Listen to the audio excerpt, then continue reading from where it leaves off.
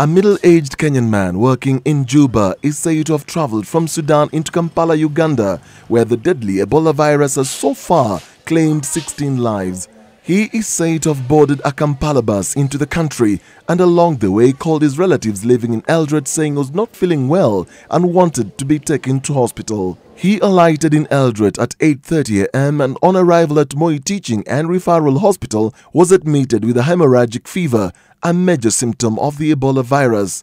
Together with his two relatives, they were isolated in a special ward. And we are going to treat this case as just a suspected case of Ebola. The passengers who traveled with him to Nairobi, if the case turns out to be positive, will be a major concern given the spread of the virus through body contact.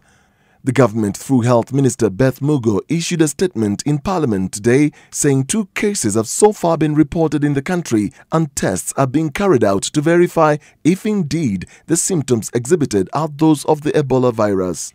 We also are tracing the bus that he alighted from, and we have requested that the company also contact the ministry. The Ebola virus is one of the deadliest and fastest killer diseases which still has no cure.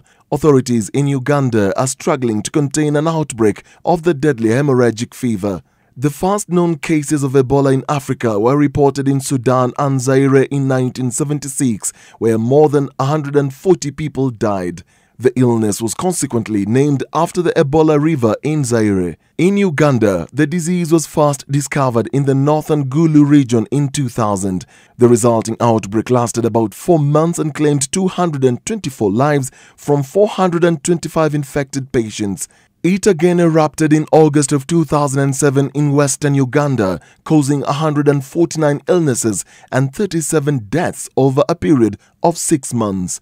An outbreak last year in Luero district led to the death of a 12-year-old girl. In the current outbreak, which began in the Kampala district in western central Uganda, at least over 20 have been infected and 16 have so far died.